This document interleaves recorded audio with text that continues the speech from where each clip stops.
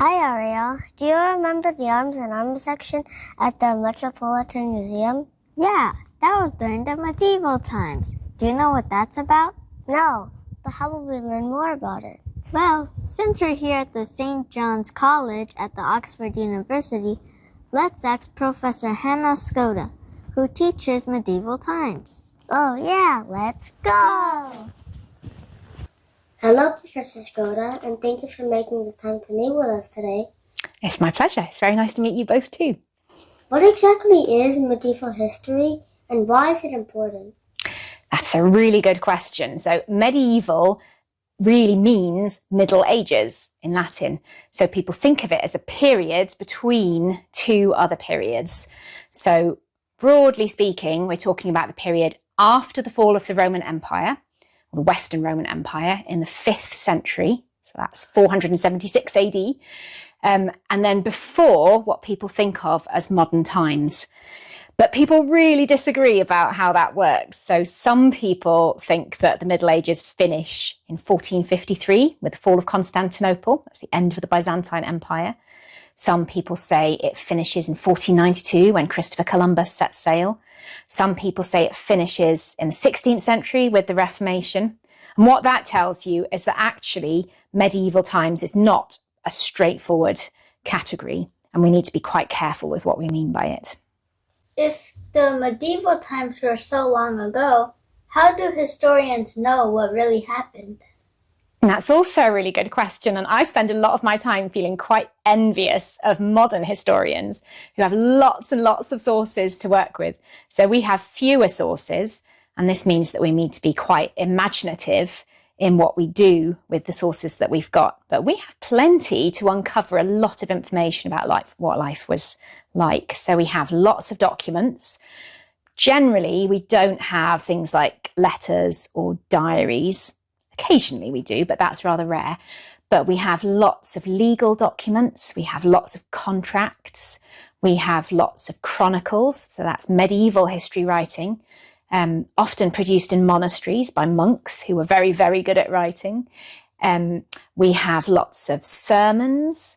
We have lots of poems and stories that people told to one another.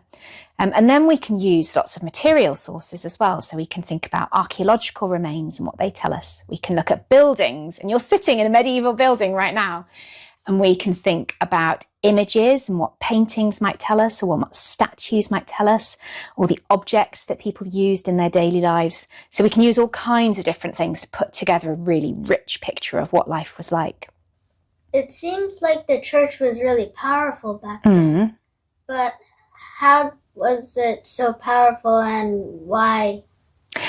Yes, that's a really good question. So these are societies which are very, very religious in this period, and the church is a very big presence in people's lives.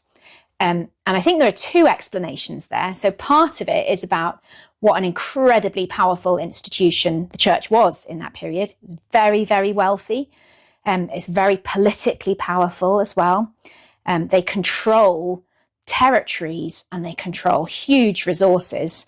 And they really kind of extend their tentacles into every part of of Europe. But at the same time, I don't think it's just about the church sort of telling people what to do. It's also about people in these local places really believing in God and really minding their own kind of spiritual lives, really caring about going to church, really thinking about the way that God might shape their everyday lives. So it's a very, very spiritual society, mostly. So we read about the Middle Age, which was often called the Dark Age because nothing important really happened. But then how do we get that to the Renaissance period where everything grew and developed? So as a medieval historian, I don't think it's true that nothing happened in the Middle Ages. And this phrase, the Dark Ages, is a really, really interesting one. So the phrase dates from the 1430s, so towards the end of the Middle Ages. An Italian poet called Petrarch got very excited about reading ancient Roman and Greek texts. And because he was so excited about these really ancient texts, he decided that everything that had happened in between was just a bit stupid, and that everybody in the Middle Ages were a bit daft because they didn't read these clever texts that he was looking at. And so he said they were part of the Dark Ages. And he said that people like him, by reading these Roman texts, would help people come out of these Dark Ages into a new light. And that leads into the Renaissance, which means rebirth. So it's the idea that people are rediscovering all this classical knowledge. But it's just not true. In fact, in the Middle Ages, people were reading these classical texts. They were very sophisticated in many cases. There's lots of amazing centres of learning. There's lots of clever inventions, lots of exploration, lots of trade and commerce, and all the kinds of things that we don't associate with the Dark Ages because Petrarch really told a lie about it. In what ways does medieval history solve today's problems and challenges? That's a really tricky question, isn't it? I don't think it does solve today's problems and challenges. Unfortunately, I would love to be able to sit here in my office and solve all the terrible things which are happening right now. But it is really, really important, I think. It's partly important just because it's completely fascinating. There's all kinds of exciting things which happen in this period. It's also important because it makes us think about lots of challenges that we face nowadays where we sort of assume we understand what's happening.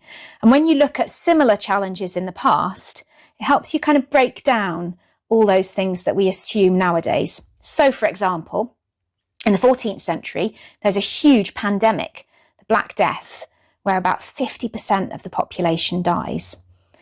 And the population, those who survive, are incredibly resilient. They really get on with life. They adjust. Lots of things do change. So lots of people earn a bit more money, actually, because there are fewer people left alive. And they start thinking about life and death in different ways. So if we have a think about that episode, when we're facing the challenges nowadays, we can start to sort of unpack some of the problems that we're dealing with now. And I think it matters thirdly, because the Middle Ages get misused very often by people. So you'll sometimes hear politicians or very powerful people saying, ugh, they're just behaving in a medieval way, or it's a terrible thing to say, and it's a silly thing to say, because usually it's not true. The Middle Ages aren't really like that. And it's an easy way to kind of dismiss people. So actually studying this period and thinking about what really happened is a good way to respond to these kinds of challenges, I think. It's also just really, really interesting, though. And it's a period that's very, very distant from us, many hundreds of years ago. So things look very, very different. But in some ways, we're actually quite close to it. And you'll find people, loving one another and laughing at jokes together and getting very cross and treating their children in particular ways or having an argument in ways that feel really familiar to us. And actually sort of thinking about our relationship with people in the past is really important too. Thank you, Professor Skoda. It's a pleasure. Really nice to talk to you. Well, there you have it. The study of medieval times can help us learn more about the past, and it can help us find more solutions to the problems we have currently in the everyday world, which is really interesting. So let's keep exploring. And for more, follow us on Bach Bros Studio. See you next time. Bye!